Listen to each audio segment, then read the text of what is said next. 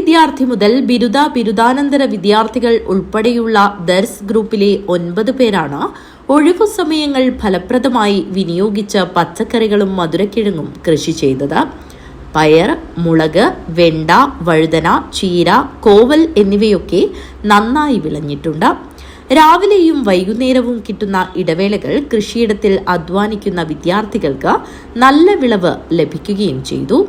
മതപഠനത്തോടൊപ്പം പ്രായോഗിക ജീവിതത്തിലെ പാഠങ്ങളും സ്വായത്തമാക്കുക എന്ന ലക്ഷ്യത്തോടെയാണ് ദർസിനോട് ചേർന്നുള്ള 60 സെന്റ് സ്ഥലത്ത് കൃഷി ഇറക്കിയത്. കൃഷി പരിപാലനത്തിനായി എല്ലാ ദിവസവും പ്രത്യേക ചുമതലകൾ വിദ്യാർത്ഥികളുടെ ഗ്രൂപ്പിലുള്ളവർക്കുണ്ട്.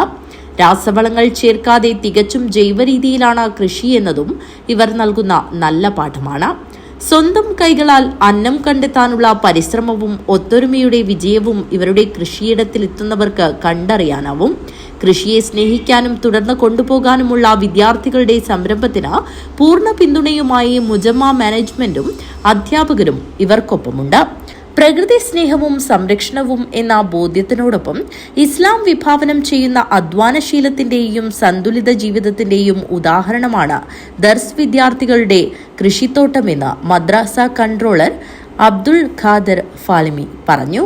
പ്രിയപ്പെട്ട മക്കള് 9ഓളം മക്കള് ക്ലാസിൻ്റെ ഇടയിൽ വന്ന ചർച്ചയിൽ ഒരു ഉപജീവന മാർഗം പലതും തേടുമ്പോൾ ഏറ്റവും നല്ല ഉപജീവന മാർഗമാണ് കൈത്തൊഴിൽ. ആ ചർച്ചയിൽ നിന്നാണ് നമ്മുടെ മക്കൾ ഒരുമിച്ച് കൂടി ഈ കൃഷിയിടം നടത്താം എന്ന ഒരു ചർച്ചയിലേക്ക് എത്തിയത്. ഇന്ന് ധാരാളം വ്യത്യസ്തങ്ങളായ കൃഷി നടത്തി അവർ രാവിലെയും വൈകുന്നേരവും കൃത്യമായി പ്ലാൻ ചെയ്ത് ക്ലാസ്സുകൾ മുടങ്ങാതെയാണ് ഓരോ വിദ്യാർത്ഥികളും ഇതിനെ പരിപാലിച്ചുകൊണ്ടിരിക്കുന്നത്. ആ പരിപാലനത്തിൻ്റെ വിളവ് കാണുമ്പോൾ വളരെ സന്തോഷമുണ്ട്. ആ കുട്ടികൾക്ക് വളരെ അഭിനന്ദനാർഹമായ കുട്ടികളാണ്. കഠിനാധ്വാനം ചെയ്ത് ഇവിടുത്തെ മണ്ണ് ഫലപുഷ്ടി കുറഞ്ഞ മണ്ണാണെങ്കിലും വ്യത്യസ്ത സ്ഥലത്ത് പോയിട്ട് മണ്ണ് ശേഖരിച്ചിട്ടാണ് ഈ മക്കൾ ഇവിടെ മണ്ണ് സ്വരൂപിച്ച് അതിലാണ് കൃഷി നടത്തുന്നത്.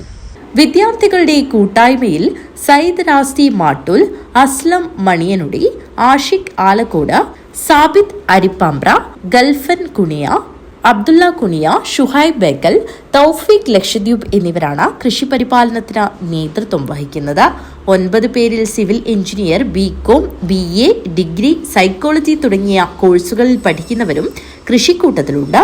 മുതിർന്ന കർഷകരുമായി ആലോചിച്ചും ഉസ്താദുമാരുടെ നിർദ്ദേശത്തിലുമാണ് കൃഷി ചെയ്തു വരുന്നതെന്നും തുടർന്ന് സ്വന്തം വീടുകളിൽ കൃഷി ചെയ്യുന്നതിനും പദ്ധതിയിട്ടതായും ഗ്രൂപ്പിലെ അംഗമായ അബ്ദുള്ള കുണിയ പറഞ്ഞു.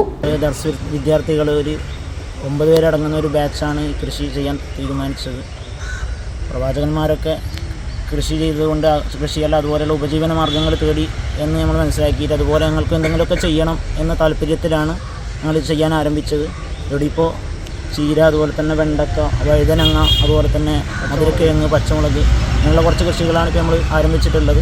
ഇതൊക്കെ മുതിർന്ന കർഷകരുമായി ആലോചിച്ചിട്ട് അവരുടെ മാർഗ്ഗനിർദ്ദേശങ്ങൾ അനുസരിച്ചിട്ടാണ് നമ്മൾ ചെയ്തത്.